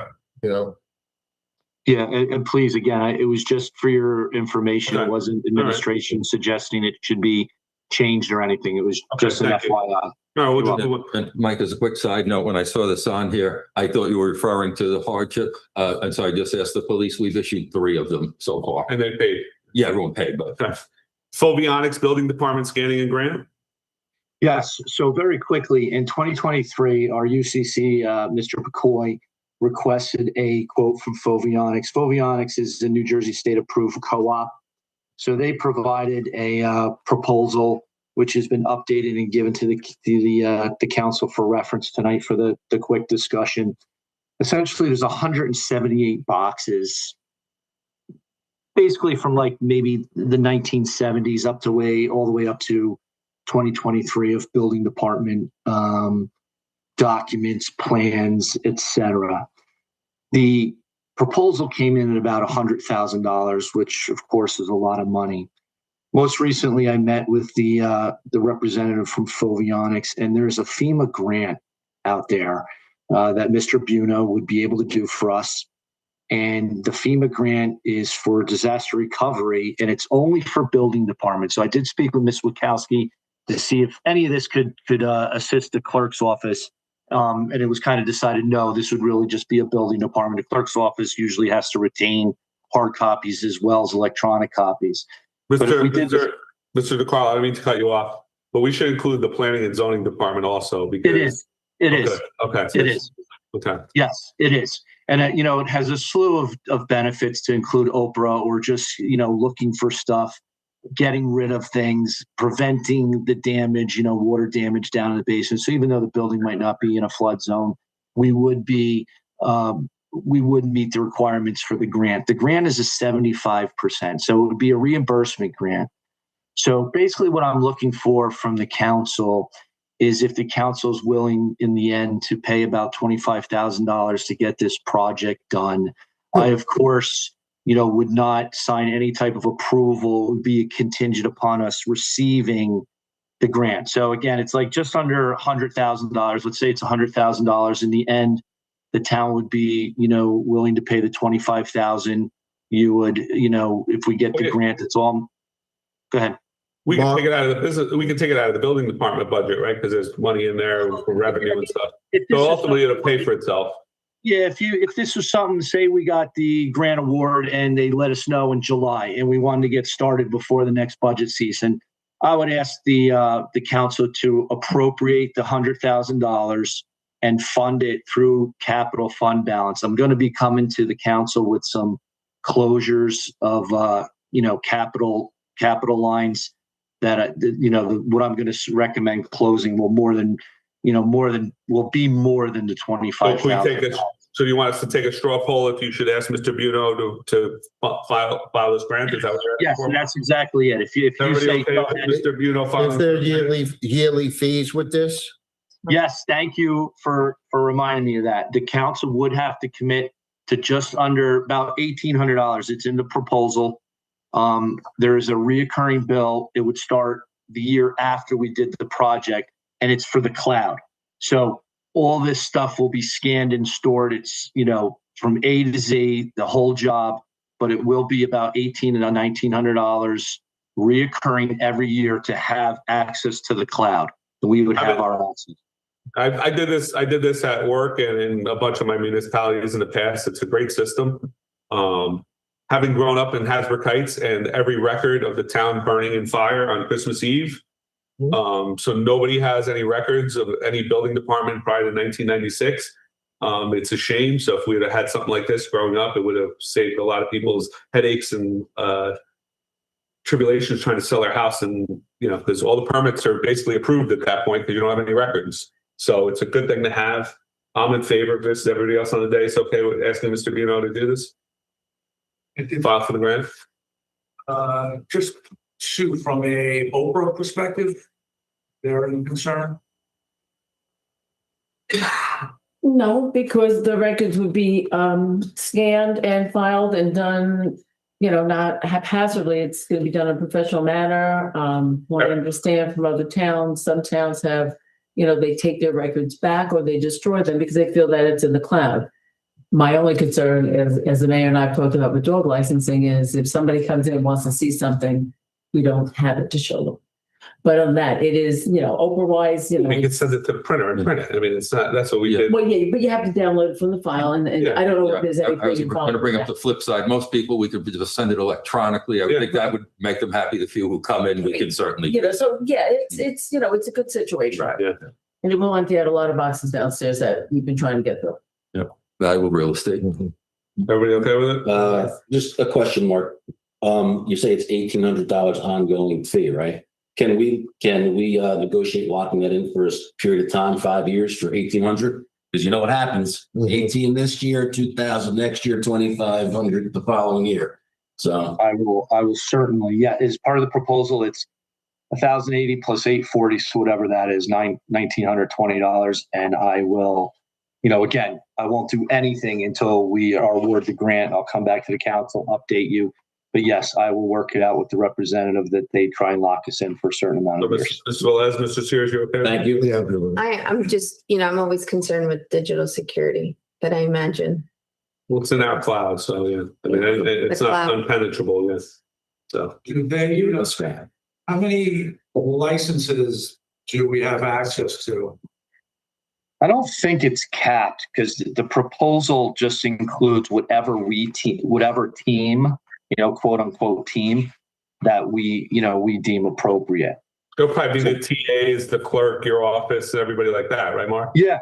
I mean, I would, there's no reason to not have, Sue involved in that and Ms. Kalish and the two TAs and, building UCC. So no, I don't believe there's any cap on who we would have accessibility. Like licenses or anything, right, Mr. DeCarlo? No.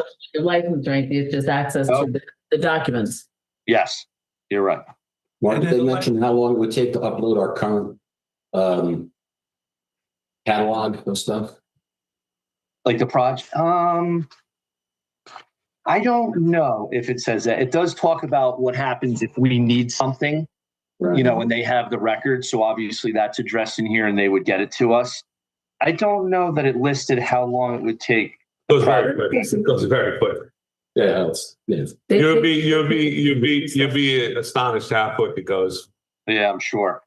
I don't see anything in there, but again, when they were picking up entire file cabinets. They had movers come in and take entire file cabinets out of our computer, They take everything offsite. It's supposed to be securely removed and securely, So they would send somebody to get the fireproof cabinets, bring them to their location, scan them, and then bring them back to us.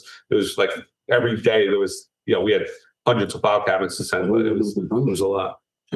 Understanding that the clerk may have other or a higher bar in terms of retaining physicals, is it worth understanding what the cost would be for the clerk's office so it is digitized?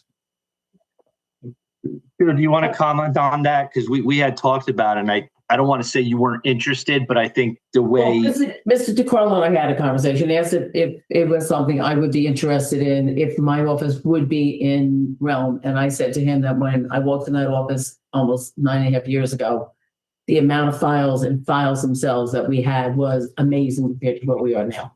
Because we have gone through, we've got certain things on our permanent records, but there are other things that are very much that you can get rid of in a 3-year or 6-year period. And we're pretty much on top of our stuff, currently, especially the older stuff we still have to go through and get rid of. But I said to him, I don't want to scan something that I can get rid of. So we could check into it, but let's get through this first. This is more important right now. I think getting the building department files are large with their plans, their permits. They have a lot more permanent than I do. It's more important to them to get it digitized and they can get, hands-on very easily. And so the last question I have is, do they take digitized records already and index them and store them, or they only do it for physicals? Meaning, can we, if there are files that are maintained on a PC, can those be provided and be indexed so they're available? So, what is it? Phobionics? Phobionics. I understand the question. I can ask. No, not even. Yeah, I'll ask. It's just Sue, Yeah. quick question, the Government Record Council, they're okay with the electronic filing? It's out there. It's been out there for 20 years. 20 years. I've got no problem with it. There's always a price tag with it, so that's all. Right. But with a grant, it does save an awful lot. But it's as administration, they don't have a problem. no, No, I didn't think so. no. But I think it's more than 20. check with the boss. I don't know how many years they've had. I don't know. It's quite out. But as fine tuned as it is, let's put it that way. DPW change order, Mr. DeCarlo. Yes. So late Wednesday afternoon last week, I had the unfortunate of opening up an email that a tank was located directly in the area where the foundation was being dug for the site. Obviously, it was unknown. I don't think there was any way for us to know. But as I zoom in on the picture, the tank was clearly full with a solution. And luckily, it turned out to only be septic contents. I had a phone conference that afternoon with Lisco Environmental, our architects and our engineers. And it was decided that Lisco would come out the next morning. And by Thursday morning, it was determined to be a septic contents within within a tank that was described as being 5 by 5. The integrity of the tank was fine. As I said, it was full of the solution. There was no reason to believe it had leaked out. We assessed it with another company. We assessed it with our DPW to see if they were able to take it out. And the best course of action was to ask for a proposal from Premier through their subcontractor. We're a little bit of between a rock and a hard place here because there's the integrity of what's been dug already, and Premier and their subcontractor Wantage kind of reasonably let us know that if we bring in a third company, third-party contractor, and they mess up the work they already did, we're going to have to now pay them to fix it. And, it wasn't a threat. It was very understandably and, very reasonable warning, I would say, to do it. So the first change order came in at about $6,700. We had to do it. It's directly in its path. We did consider that there might be, a leach field that may be associated with it, but we didn't want to give carte blanche at the time to go doing anything until we gave approval beyond that point. So, of course, I gave the tentative approval. I gave the approval after speaking with the mayor for them to remove the tank. Again, it was the best, most efficient, cost-efficient way to do it. And of course, as they start digging, they find the distribution box, which I think I sent the council a picture of yesterday. There's, of course, many more pictures, which if you're interested, I could send it to you. But now they start finding the branches off of it. So today we were dealing with, again, with the engineers and the architects and the company to come up with the most cost-effective way. I knew it was going to involve, a second change order, and I don't want to say there was negotiation on the price, but there was negotiating on what we were going to approve and a not to exceed amount. So they didn't want to come in with a solid number, because there may be two directions of distribution pipes and as opposed to 7 or the other way around. So we elected to make a decision of a not to exceed amount based on time and materials that the engineers sifted through today, and we got an estimate of a not to exceed amount of $17,000 from Premier. Again, the engineers and the architects go over this. We will have an inspector from Beckmeyer Engineering on site. Again, not that we don't trust Premier, but there's a reason to have checks and balances to make sure the excavation and exploration, for lack of better terms, is limited. So all in all, this will not increase the bid award. It is within the $400,000 contingency. So right now the numbers are looking at up to an amount of $17,000 for the second change order, and a hard amount of whatever I sent you the other day, the $6,700. So the first change order was $6,700. Let's just call it that. It might have been in some change. And then today's change order is a not to exceed amount of $17,250. And again, I hope their council understands we don't have a choice here. It has to be done. We have to get this stuff out of the way because it's directly impacting where the foundation's going to go. And I hope to have the formal paperwork for approval before the council on the 18th. Mr. Alvin, you have a question? Yeah, so I understand where we are, and it seems we are between a rock and a hard place. My only question, and not related to the update that Mr. DiCarlo just gave, but Lisco, isn't this like one of the most heavily examined sites in the township? We've had remediation upon remediation. We had a plume, we had wells, that's not part of the scope of Lisco. And again, it's not this discussion to Mr. DiCarlo's update, but do we have recourse with these vendors? I don't understand. I did discuss with Mr. Lisco on Wednesday afternoon, again, I didn't go researching. It was just a conversation. But I did discuss with him, would this have been something that was determined or not determined based on their scope of work, before I came here when they remediated the site? And he, the quick answer was no, nothing they did would have discovered this tank. Again, I don't have anything to dispute it or, to affirm it. But we did have that discussion on Wednesday afternoon.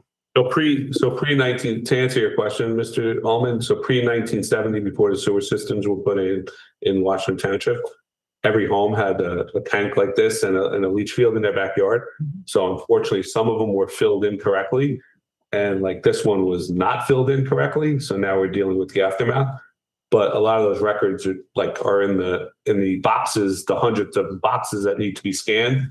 So if they were scanned, we would have that. I'm not blaming the scanning as part of it, but I know when I built my addition, we found the tank. It was sealed. It was filled in with, I found a concrete box with a hole on top of it, and it was filled in with stone and everything. Thank God, so it didn't fall in. But I've heard a lot of residents have problems because they didn't fill them in, and now the cover goes bad and everything. You got a sinkhole into a cesspool.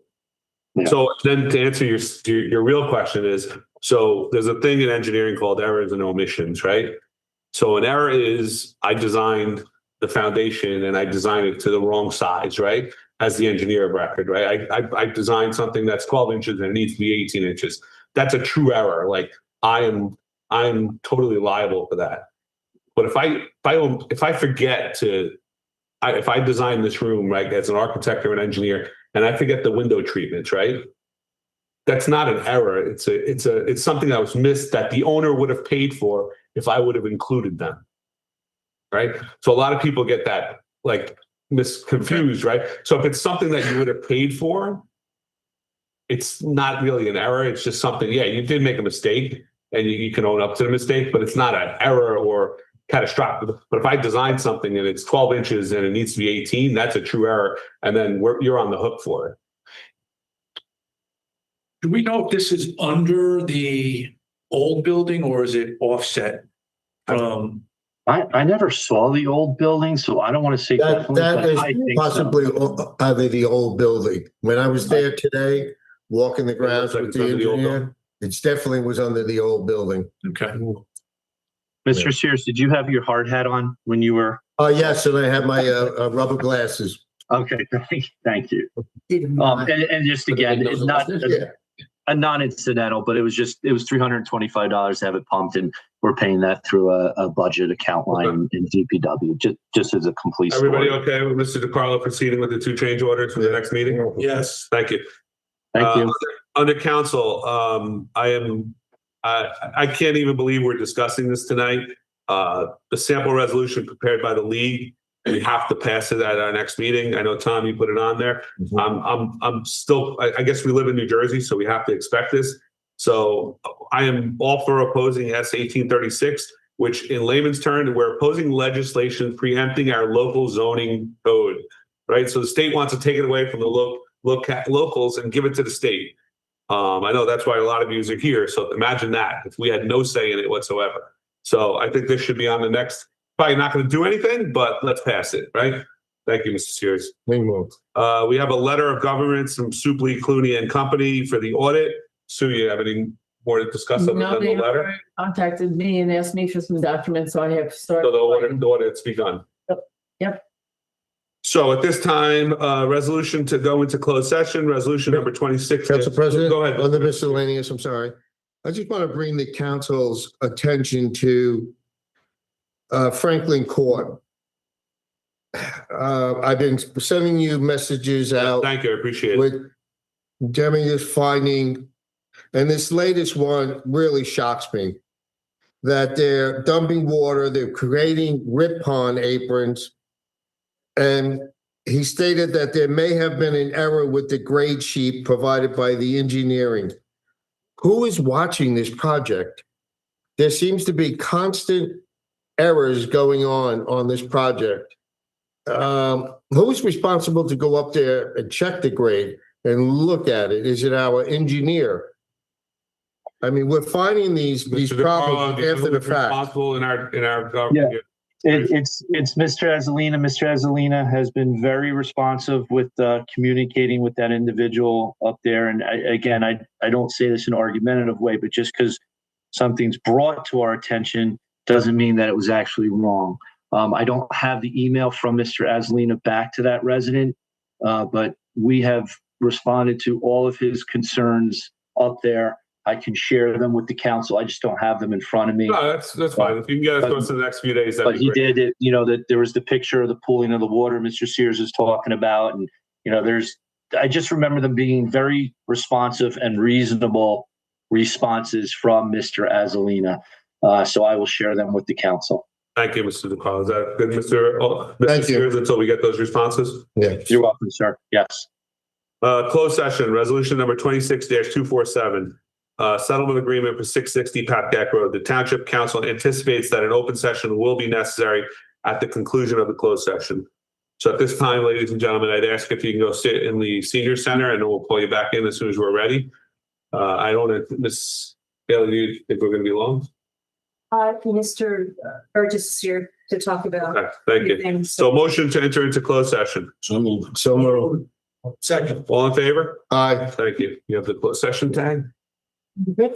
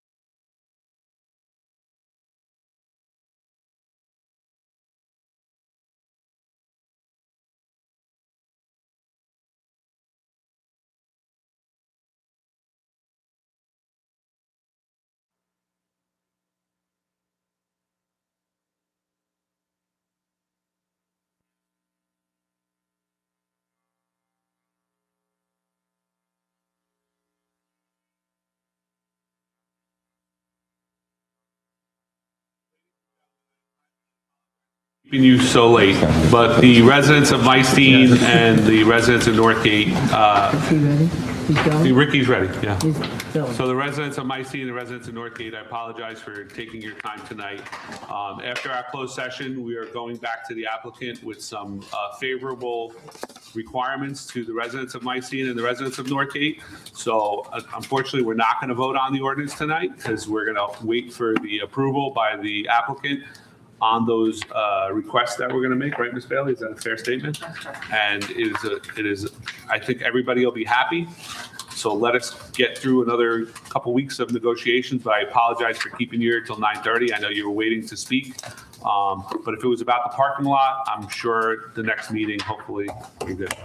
All right, thank you, everyone. Can you let us know what you're going to talk about? I cannot at this time because it's in closed session, but next meeting, if Ms. Bailey is successful in the outcome, you'll have May your, 18th. May 18th, you'll have the answers to tonight, what we just discussed, hopefully. Will you get another notification Yes, and another copy of the ordinance? yes, correct. Is the ordinance going to change? Yes, yes, the ordinance will change. If not at this time, no. I apologize for wasting 2.5 hours of your night. My apologies. We thought, It's always great to see government in our government ordinance. Oh, sure. This is government. motion to adjourn. So moved. Second. All in favor? Aye. Again, I apologize, ladies and gentlemen.